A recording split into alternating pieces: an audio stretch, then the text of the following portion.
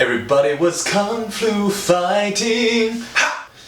Those flu shots were fast as lightning.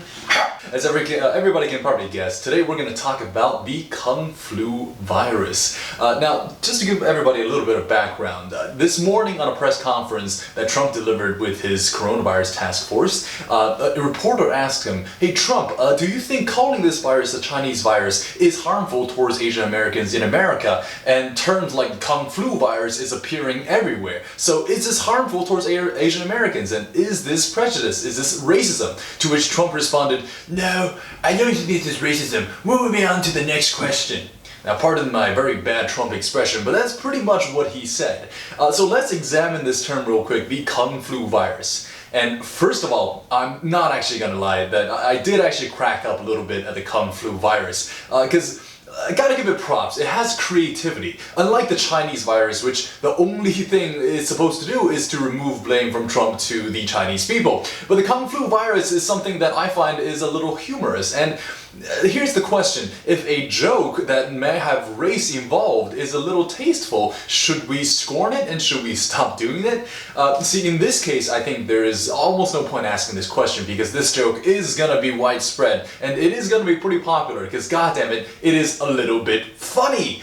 So I think the best thing we can do in this case is turn this term, the Kung Flu, into something positive. Like the song Kung Flu Fighting. You know, everybody be Kung Flu fighting these days. Or, hey, did you see that guy? He is Kung Flu fighting. I think that's actually a pretty good joke in good taste. See, jokes about race can be racist, but they also can be pretty funny. I think racial jokes are part of the whole joke spectrum. And if you do it well, it's actually pretty funny. And even people who you're making fun of, people of that race, can find it pretty funny. So, if you can do it well, then sure, let's make this joke. And since it's gonna happen anyway to those of us who are watching who might be Asian, let's embrace it. Let's do something to this term that what black people did to the N-word, right? White people can't say the N-word, black people can say it. It's sort of a bonding thing with them. Hey, let's do the same thing, except, you know, everyone can say Kung Flu virus. It's just we embrace it. Let's call it the Kung Flu fighting. So, in other news, Congress has passed a bill on stimulating the economy. So let's talk about that real quick. What this bill has right now is that you are able now to get coronavirus testing for free. So this, I guess, right now, as it seems, you don't need insurance or anything like that. You drive up, you get the flu virus testing, and it's free.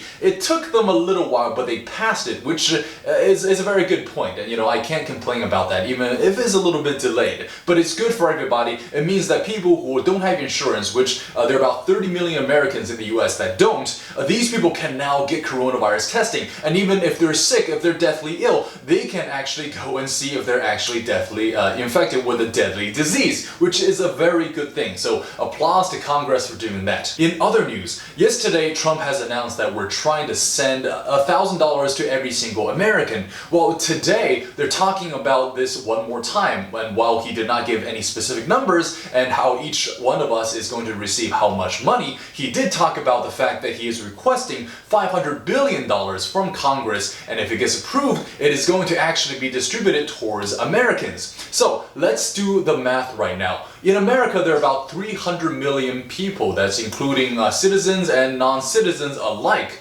So if you do the math, $500 billion divided by 300 million Americans, that comes out to be something like $1,600+ each. So, which is a very good news, and it means that if they actually approve this thing, that we can actually get approximately $1,600 each. And if you exclude all the rich people in this country, it's probably still going to be $1,600 each because there are not that many that rich people in the United States compared to the rest of us. So the big question now is that will the Congress pass this bill? And I actually think that they might. Because in this case, those people that vote against this bill to give everybody $1,600 is going to be very unpopular with all their voters. Because one thing that unites Republicans and Democrats is that we all love a crap load of money, especially if that money is free. So guys, come on, if there are any congressmen watching this, which I don't think so, but you know, if you know one, pass them on this video, you know, please give us this money. I don't know if it will help or not, but we love cash and it will make you guys insanely popular.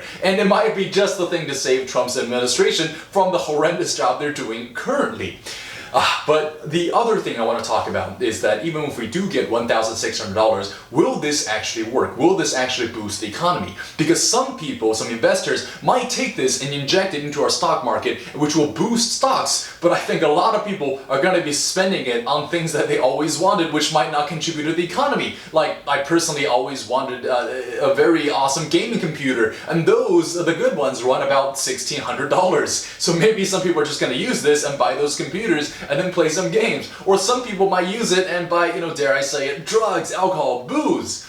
And while arguably those things can actually stimulate the economy, will actually be good for society. Because like I said yesterday, you can give people a bunch of money, but it may or may not help because you cannot control what they do with these money. Which comes to the age-old debate of if we should give people, aid from the government if they're homeless. Because what if they just take this money and buy drugs or booze? We can tell them how to spend this. So a lot of people are saying it's better to create jobs than actually hand people money. But in this case, hey, if one of those people receiving money is gonna be me and all the other ordinary Americans out there, then I say, bring it on, buddy.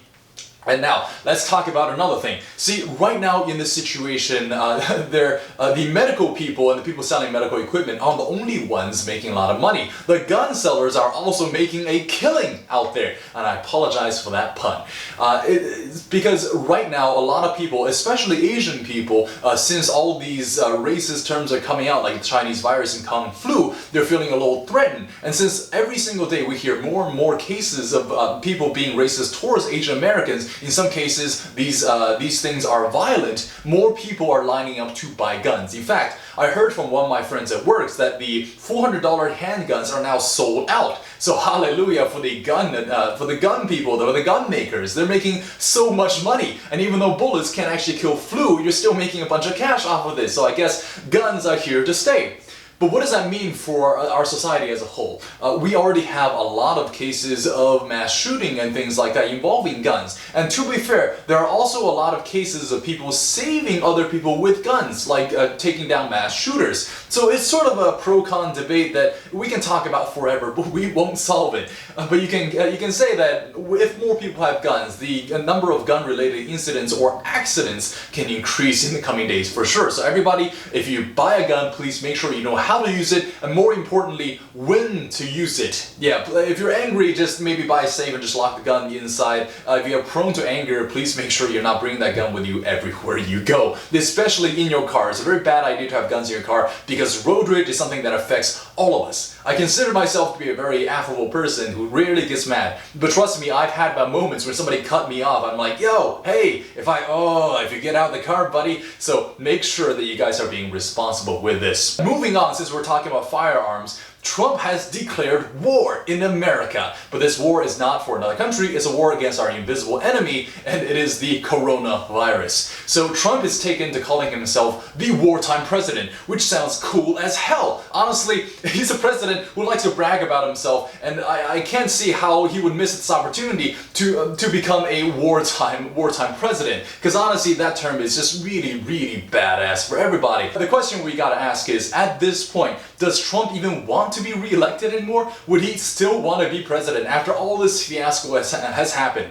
See, today the Dow Jones Index dropped about 1,300 points overall throughout the day. But earlier today, before the White House made its press release about the coronavirus, it was actually dropping down around 2,250 points, which is again very, very bad. So as of today, any gains the Dow Jones Index had since President Trump came into his presidency has been erased. So we're right back where we started about 3 years ago. Now, whether this is a good thing or a bad thing, well, obviously it's a bad thing because the economy is going to be tanking. But hey, at least we're not tanking so hard that we're past where we were 3 years ago. So I guess comparatively, we're actually not doing all that terrible, but it's still pretty terrible. But I guess once Trump sends us those $1,600, hey, the economy is going to go back up. Trust me. So everybody, please talk to your local congressman, tell them to vote yes on this law, or next year they're not getting re-elected. Yeah, we have that power. Finally, we're going to want to talk about something that's pretty big in the news today, and is that Canada has closed its borders, and Canada and US mutually agreed to close the borders to each other.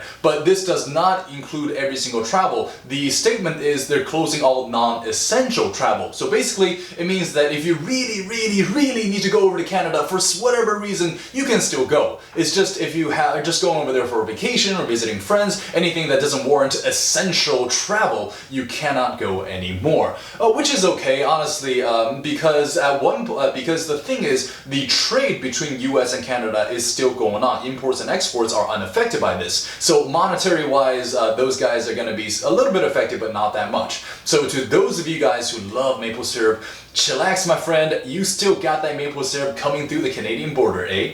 Alright guys, that's it for today's episode. Thank you so much for watching another episode of The X Show. And as always, if you're going outside, make sure to stay safe, wash your hands, and stay virus free. Thank you so much, have a good night, and we'll see you on the next one.